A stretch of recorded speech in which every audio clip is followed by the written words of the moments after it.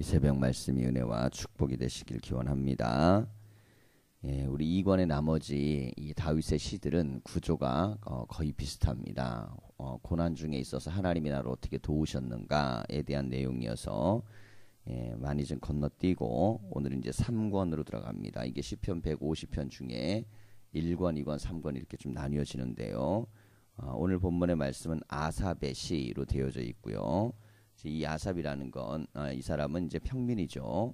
자, 그러한데 오늘 말씀은 인생 가운데 갖고 있는 삶의 중요한 질문에 대한 이 신앙적인 답을 시로 이렇게 만든 겁니다. 1절부터 보면 하나님이 참으로 이스라엘 중 마음이 정결한 자에게 선을 행하시나 나는 거의 넘어질 뻔하였고 나의 걸음이 미끄러질 뻔하였으니 하나님은 선을 행하신다는 거죠. 그건 인정하지만 사실은 그러면서도 의혹을 항상 가지고 있는 게 있다는 거예요. 그것 때문에 내가 자꾸 실족하고 넘어지려고 그랬다는 거죠. 자, 그 이유가 뭐냐면 이는 내가 악인의 형통함을 보고 오만한 자를 질투하였음이로다 그랬습니다. 이거 원래 악인은 형통하면 안 되죠. 우리가 시편 1편에서는 악인은 바람에 나는 겨와 같아야 됩니다. 그런데 이론은 그런데 실제로 봤더니 악인이 형통하더라는 거예요. 그러니까 막 화가 나더라는 겁니다. 자, 그래서 그들에게 형통한 것들을 봤더니 그들은 죽을 때에도 고통이 없고 악한데 죽을 때라도 좀 고통스럽게 죽어야 저 사람 악하게 살아갖고 저렇게 고통스럽게 죽는다 그럴 텐데 오히려 선하게 사는 사람은 고통스럽게 죽는데 악한 사람은 죽을 때도 잘 죽더라는 거예요. 이게 바람에 나는 겨와 같은 인생이냐 이렇게 이제 회의를 갖게 됐다는 거죠. 자, 그 힘이 강건하며 사람들이 당하는 고난이 그들에게는 없고 사람들이 보통 당하는 고난이라는 게 이제 외적 환경의 고난들인데 이 사람들은 악한데 나름대로 권력도 있고 돈도 있으니까 이런 걸로 다 막아내는 겁니다. 그러니까 보니까 악한데 잘 사는 거예요. 잘 먹고 잘 살고 떵떵거리고 사람들이 당하는 재앙도 그들에게는 없나니 그러므로 교만이 그들의 목걸이요 강포가 그들의 옷이며 그랬습니다. 아주 교만하고 그리고 포악하고 그렇게 된다는 거죠. 왜냐하면 악해서 심판을 받으면 겸손해질 텐데 심판을 받는 것처럼 안 보이니까 당연히 그들이 얼마나 교만하고 강포하겠어요. 살찜으로 그들이 눈이 솟아나며 그들의 소득은 마음의 소원보다 많으며 뭐 살은 계속 찌고 가난한 사람은 계속 말라가는데 그렇지 않은 이 악한 사람은 막 살이 쪄간다는 건 잘 먹고 잘 산다는 거죠. 근데 게다가 소득은 자기가 원하는 것보다 훨씬 많다는 겁니다. 그러니까 악한 사람은 내가 1,000원 벌기로 하는데 2,000원이 생기는 거예요. 이게 시편 1편의 말씀하고 막 어긋나는 거죠. 이게 이제 이론과 현실 그리고 우리가 신앙의 원리를 갖고 있어도 세상을 볼 때 가질 수 있는 회의입니다. 이게 궁금함이고 혹은 이것 때문에 많이 고통스러운 내용일 수 있는 거죠. 근데 이미 아삽은 이런 것들을 이 영적으로 신앙적으로 정리를 한 겁니다. 그들은 능욕하며 악에게 말하며 높은 데서 거만하게 말하며 그들의 입은 하늘에 두고 그들의 혀는 땅에 두루 다니도다. 말도 막 함부로 하고 교만하고 막 그렇다는 거죠. 그러므로 그의 백성이 이리로 돌아와서 잔에 가득한 물을 다 마시며 그러니까 악한 사람을 따르는 사람들이 악이 성공하니까 다 따라가더라는 거죠. 자, 어제도 우리가 말씀을 함께 나눴잖아요. 정의로운 권력이 아니고 악한 권력이면 사람들이 악행을 행하게 되고 당연시 여기게 되고 그 나라와 구조가 악해지기 때문에 나중엔 다 불행해집니다. 이게 악이 권력을 갖고 힘을 발휘하면 세상은 온통 악천지가 되게 돼 있어요. 자, 이게 그런데 좋아 보이지만 나중에는 함께 공멸하는 파멸하는 원리가 되기 때문에 악함으로 가지 않으려는 것이 이 다윗의 그런 마음이었는데 근데 세상은 실제적으로 악한 힘과 권력이 여전히 득세를 하고 힘을 가지고 있다는 겁니다. 자, 그리고 많은 사람들이 거기 가서 물을 마시려고 그런다는 거예요. 원래 물은 여호와 앞에 와가지고 생수를 마셔야 되는데 영적인 걸 공급받아야 되는데 워낙 악한 사람은 더 잘 살고 더 잘 되는 것처럼 보이니까 따라가더라는 거죠. 자, 그러면서 그들이 말하는 겁니다. 말하기를 하나님이 어찌 알랴 지존자에게 지식이 있으랴 하는다 그랬습니다. 하나님 뭘 세상 아냐. 지존하다 그러지만 뭔 지식이 있냐. 자기가 더 똑똑하다는 거죠. 실제로 그렇게 말하면서 하나님 비난하고 하는데도 이 사람들은 먹고 사는데 문제 없고 권력을 휘두르는데 문제 없고 뭐 그렇다는 거예요, 세상이. 자, 이런 것들을 보게 되니까 이 얼마나 마음에 상처가 되겠어요. 이 아셉이 그래서 인생 가운데 있는 아주 중요한 문제, 정말 하나님이 옳으냐의 문제입니다. 하나님이 옳으냐의 문제, 이게 이제 신학적인 신정론 그럽니다. 하나님이 옳으신데 어떻게 악이 횡행할 수 있는가? 자, 이게 아주 굉장히 중요한 화두예요. 이 5.18이 일어났을 때 연세대 신학생 하나가 그때 뭐 세상이 워낙 뒤집어지고 난리가 나니까 이 신정론은 하나님의 정의에 대한 문제를 물어야 됩니다. 하나님이 살아계신데 세상의 악한 권력은 어떻게 사람들을 잔인하게 죽이면서도 세상의 왕으로 군림할 수 있는가? 이 문제가 아삽의 시인데 이게 시편에서는 굉장히 중요한 주제입니다. 그래서 그때 하나님에 대한 신학에 대한 고민들이 굉장히 강하게 일어나요. 그때 이제 등장하는 가장 중요한 건 뭐냐면 그럼에도 불구하고 하나님은 옳습니다. 그럼 하나님은 어떻게 옳은가? 그 핍박당하고 고난당하는 이가 바로 하나님이라는 거죠. 자, 근데 성경 속에서는 이건 굉장히 중요한 주제입니다. 악이 득세하죠. 악이 득세하지만 악으로 이기는 게 아니라 악에게 핍박받아 죽는 이가 하나님입니다. 이게 하나님의 아들이 악에게 죽잖아요. 근데 악은 반드시 승리하는 게 아니고 마침내는 무너지게 돼 있습니다. 이게 부활이란 무엇이냐면 예수님이 3일 만에 죽었다 살아난 것만 중요한 게 아니고 하나님의 아들이 죽음을 이기고 살아난 사건입니다. 자, 제가 이제 말씀을 드렸지만 그리스 로마 신화에서는 강한 게 선이라 그랬어요. 그러니까 선하냐 악하냐가 중요한 게 아니고 이기면 선한 겁니다. 이기면 선하는 거예요. 강한 게 선이 되기 때문에 항상 강한 것들을 미화시키게 돼 있습니다. 자, 그런데 하나님의 아들은 강해야 되잖아요. 근데 인간에게 무참하게 잔인하게 죽임을 당합니다. 그럼에도 불구하고 하나님의 아들은 죽어도 선한 거예요. 왜 죽어도 선하냐면 삶과 죽음이 강하고 약함에 있는 게 아니라 옳고 그름에 있기 때문에 그렇습니다. 그래서 성경의 주제의 아주 핵심적인 메시지는 얼마나 강하냐가 아니라 얼마나 옳으냐가 중요한 거예요. 근데 옳은 것은 인간은 옳을 수가 없기 때문에 하나님만 옳으시잖아요. 인간은 하나님 앞에 오르신 하나님 앞에 설 때에만 오를 수가 있는 겁니다. 근데 오르신 하나님이 어느 때는 고난을 당해요. 이게 이제 예수님이 채찍에 맞으시는 거고 오르신 하나님이 십자가에 죽임을 당하는 겁니다. 자, 오르신 하나님이 죽임을 당할 때 누구 편에 설 거냐 했을 때 하물며 베드로마저도 오름의 편에 쓴 게 아니라 강함의 편에 섰죠. 자, 왜 그렇게 그러면 그 부분을 복음서에서는 베드로의 이 변질 문제, 배신 문제를 중요하게 여기는가? 그 이유는 정의 편에 설 수 있는 것이 그만큼 어려운 거예요. 옳고 그름에 대한 문제에서 힘의 문제가 발생하면 살아남아야 된다는 욕망이 강해야 되니까 베드로는 살아남아야 됐습니다. 살아남으려고 하면 인간들은 힘을 따라가게 되죠. 근데 세상에 모든 웬만한 사람은 다 그렇게 살아갑니다. 베드로도 그랬던 거예요. 그러나 부활하신 예수님을 만나고 나서 그에게 달라진 게 뭐냐면 누가 더 힘이 센지를 이제 비로소 안 겁니다.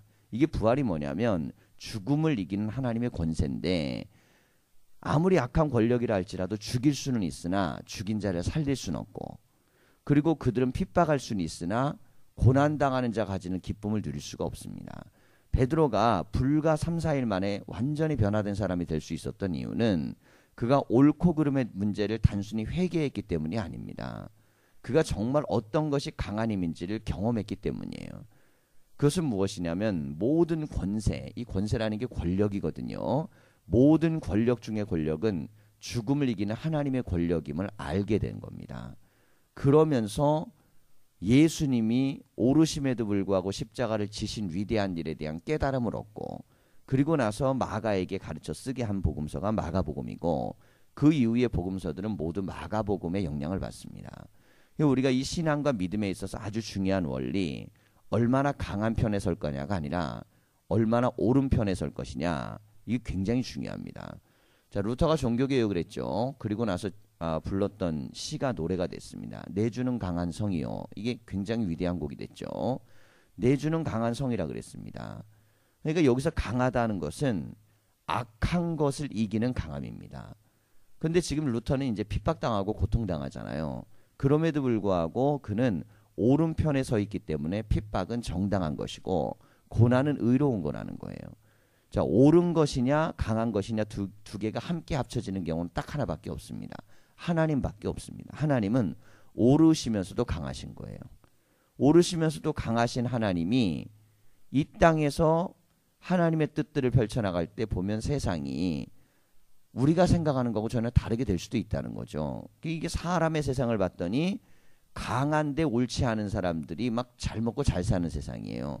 그러니까 하나님에 대해 사람들이 막 조롱한다는 거죠. 신앙도 조롱하고 믿는 사람도 조롱하고 이렇게 한다는 겁니다. 자, 그럼에도 불구하고 이 아삽은 이 세상 속에서 또 진리를 깨닫는 거예요. 자, 그러면서 13절을 보면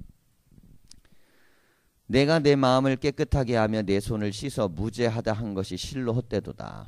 착하게 살려고 했던 게 돈도 못 벌고 착하게 살려고 했더니만 얻는 것도 없고 착하게 살려고 했더니만 사람들은 다 떠나고 다 해봤더니만 옳게 살려고 그랬더니 손해만 보더라는 겁니다. 자, 이게 세상처럼 보인다는 거예요. 실제로 세상은 이런 메커니즘 구조로 돌아가게 만듭니다. 이게 악이 횡행하는 거죠. 자, 나는 종일 재난을 당하여 아침마다 징벌을 받았도다. 착하게 사는데 나에겐 계속 고난만 있는 거예요. 계속 문제만 있고 힘만 들고 어려움만 생기는 겁니다. 내가 만일 스스로 이르기를 내가 그들처럼 말하리라 하였더라면 나는 주의 아들들이 세대에 대하여 악행을 행하였으리이다. 나도 차라리 그들처럼 살 걸 그랬다는 겁니다. 그냥 나도 하나님 믿지 말고 그냥 착하게 살지 말고 남들처럼 그렇게 부도덕하고 악하고 그렇게 그걸 쫓아 차라리 살 걸 뭘 이렇게 하나님 뜻대로 산다고 하면서 힘들고 어려운 일만 있나 라고 이렇게 막 스스로도 생각이 들었다는 거죠. 자, 그런데 16절 보면 내가 어쩌면 이를 알까 하여 생각한 즉 그것이 내게 심한 고통이 되었더니 이것 때문에 막 너무너무 고통스럽고 번뇌를 했다는 겁니다. 근데 이게 해결이 됐어요. 이게 17절에 보면 어떻게 해결이 되냐면 하나님의 성소에 들어갈 때에야 그들의 종말을 내가 깨달았나이다 그랬습니다. 세상에서 이걸 지켜보고 있을 때는 악이 이기는 줄 알았다는 거예요. 악이 이기고 승리하고 다 부자 되고 잘 풀리고 좋아 보이고 나는 하나님 뜻대로 살려고 하는데 안 풀리고 힘들고 어렵고 괴롭고 자, 세상에선 그렇게 보였는데 성소를 들어갈 때 안 겁니다. 성소가 뭡니까? 성소는 하나님의 힘이 있고 하나님의 거룩함이 있는 곳이 성소입니다.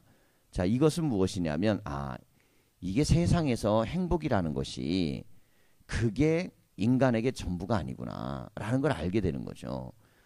세상에서 누릴 수 있는 행복이 인간의 전부가 아니고 하나님과 더불어 함께하는 것이 본질적인 인간의 가장 부유함을 알게 되고 그게 가장 행복임을 알게 되고 그게 가장 기쁨을 알게 됩니다. 성소가 갖고 있는 위대함은 뭐냐면 인간은 물질 때문에 행복한 게 아니고 하나님 때문에 행복해야 된다는 거죠. 인간이 물질 때문에 행복한 사람들을 가만히 지켜보면 행복해 보이지만 그들은 물질 때문에 괴롭고 고통스럽고 그리고 절망적인 인생을 살지만 우리는 물질 때문에 절망하고 고통하는 게 아니고 나의 부족함과 부덕함과 나의 죄 때문에 고통스러워합니다.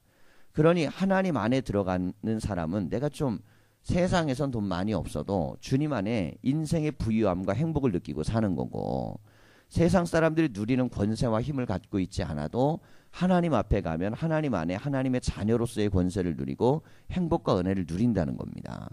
자, 이것이 세상은요 사회적으로 계급화되어 있습니다. 그런데 교회는 하나님의 자녀로 되어져 있어요. 우리가 집에 있는 자녀들 보고 계급이라고 부르진 않죠. 첫째, 둘째, 셋째 이렇게 불러도 그걸 계급이라고 하진 않습니다. 하지만 사회는 계급 계층이라 그럽니다. 사회는 아주 엄격합니다. 하지만 하나님 앞에 왔을 때 모두는 다 가족이 되는 거예요. 하나님의 자녀가 되고 하나님의 사랑받는 그런 권속이 되는 겁니다.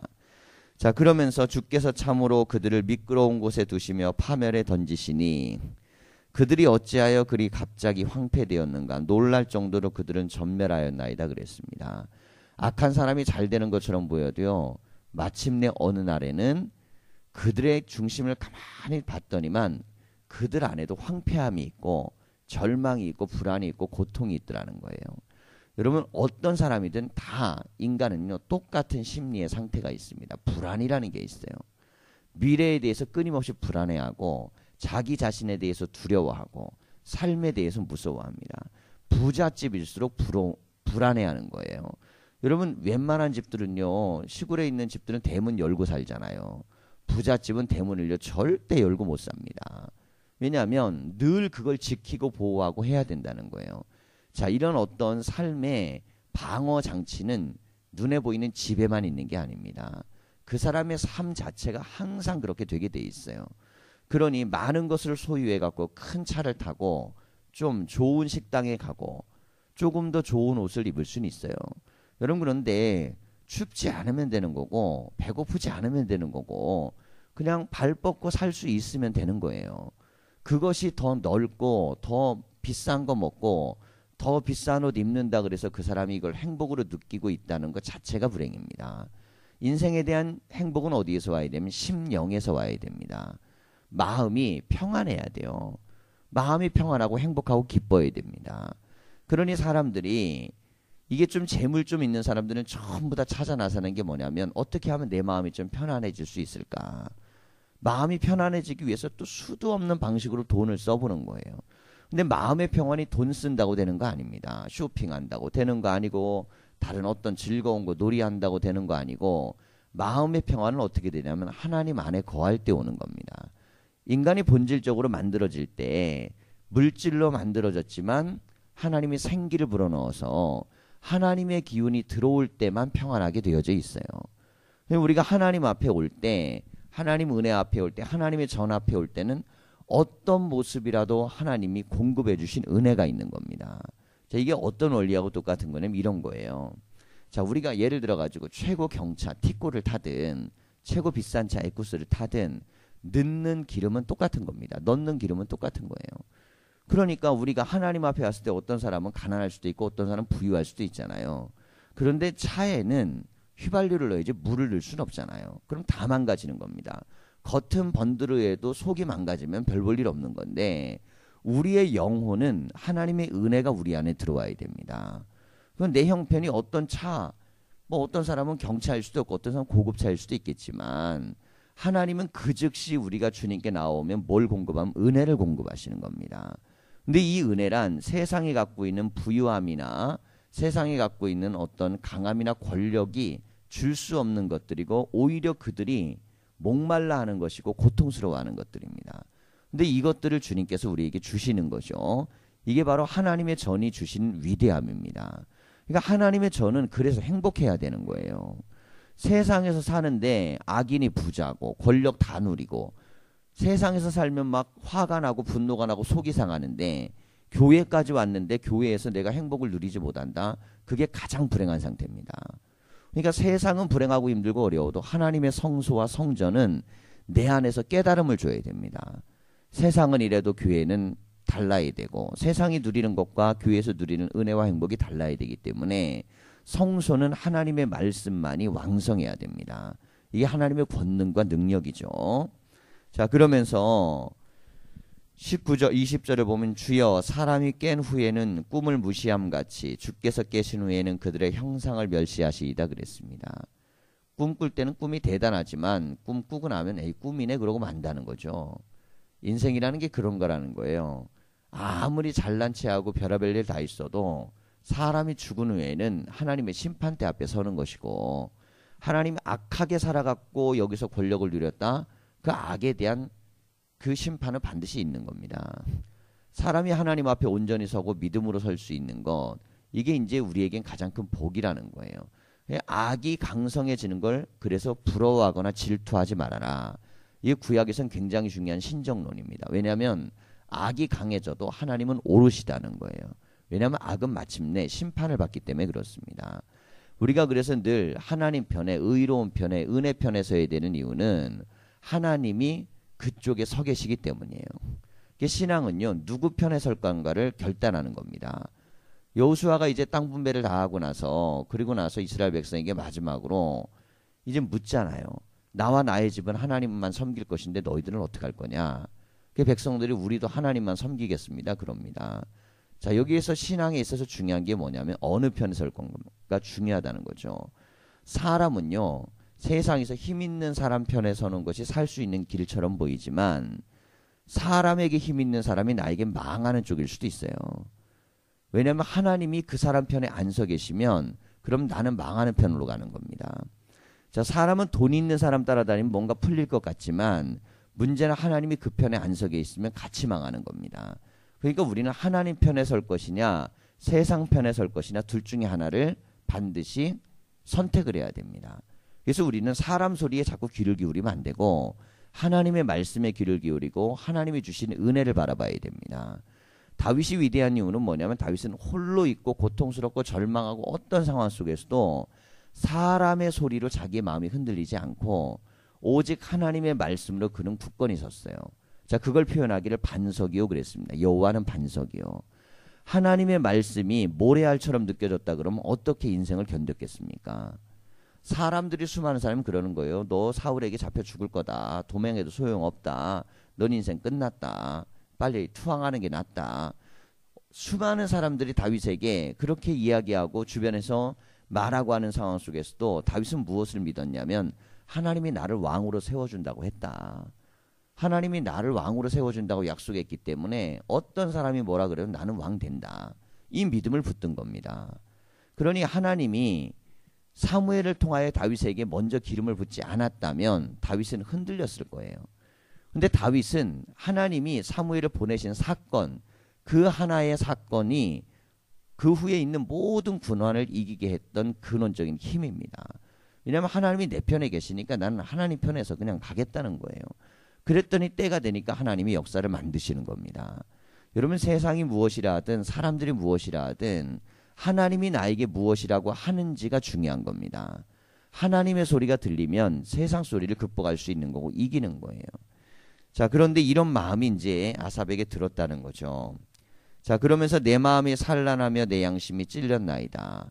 그러니까 막 세상 사람 부러워하고 막 절망하고 괴로워했다가 예배당 와서 은혜를 받고 나니까 부끄러운 거예요. 아유, 내가 참 하나님 말씀 듣고 기도하고 해보니까 내가 왜 이런 생각을 했나. 그 마음에 찔리고 부끄러웠다는 거죠. 내가 이같이 우매 무지함으로 주 앞에 짐승이오나. 그냥 하나님 앞에 오면 항상 그런 생각이 드는 거예요. 아유, 내가 하나님 앞에 또 이런 생각을 하고 살았구나. 짐승 같은 생각을 했구나. 짐승이라는 게 뭡니까? 짐승이란 강한 쪽에 붙는 게 짐승이에요.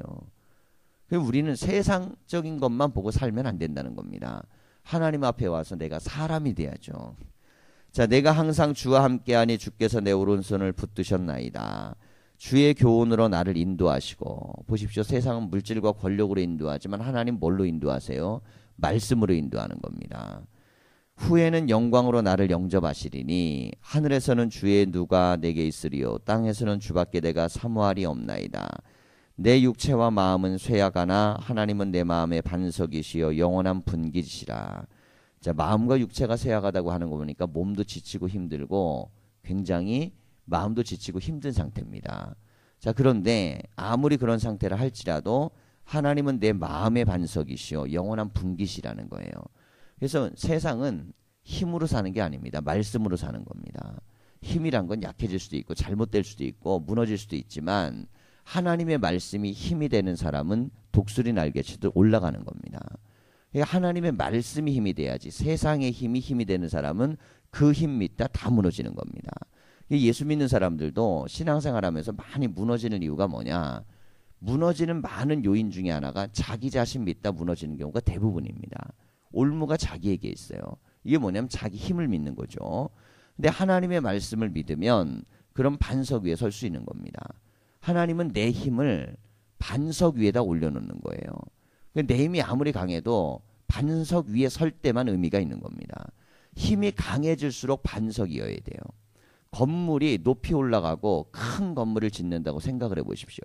그러면 기초가 좋지 아니하면 절대 안 됩니다. 그러니까 하나님이 힘으로 받쳐줄 때만 내 힘을 견뎌내는 거예요. 그렇지 못하면 못 견뎌냅니다. 그러니까 내가 힘이 세진다는 건 좋은 일이 아니에요. 내가 힘이 세진다는 건 든든한 반석이 강해질 때만 좋은 일입니다.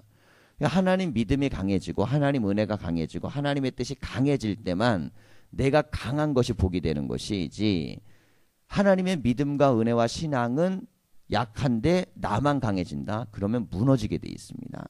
그럼 하중을 견딜 수가 없어요. 우리가 어떤 것이든 간에 땅이 견고해야만 좋은 건물을 올립니다. 그래서 여호와는 반석이라는 거예요. 그러니 반석이니 내가 아무리 대단한 걸 그 위에 올려도 무너지지 않는 겁니다. 왕의 권력을 그 위에 올려도 안 무너지잖아요. 하나님이 나를 받쳐주시니까. 우리가 믿음으로 신앙생활할 때 중요한 건 나와 하나님과의 관계입니다. 그래서 뭐라든 간에 털을 잘 잡아야 돼요. 털을. 믿음의 털을 잘 잡으면 그 위에 쌓을 수 있는 게 어마어마하게 많지만 털을 잘못 잡아놓으면 올라가다 다 무너지는 거예요. 이게 뭐냐면 오만, 자만, 교만, 나의 힘을 믿는 겁니다. 그러면 올라가다가 올라가면 올라갈수록 무너지게 돼 있고 커지면 커질수록 망하는 겁니다. 세상의 모든 원리가 다 그렇습니다. 되는 것처럼 보이지만 망하는 이유는 자기의 힘을 의지하기 때문이에요. 그래서 올라갈수록 망합니다. 많이 벌수록 불행해집니다. 하지만 하나님을 의지하는 사람은 올라갈수록 부유해질수록 강해집니다. 이게 반석의 원리입니다. 우리가 믿음과 말씀을 의지하는 이 힘이 다 있으셔서 이 성경의 말씀이 다 은혜가 되기를 간절히 축원합니다. 기도하겠습니다.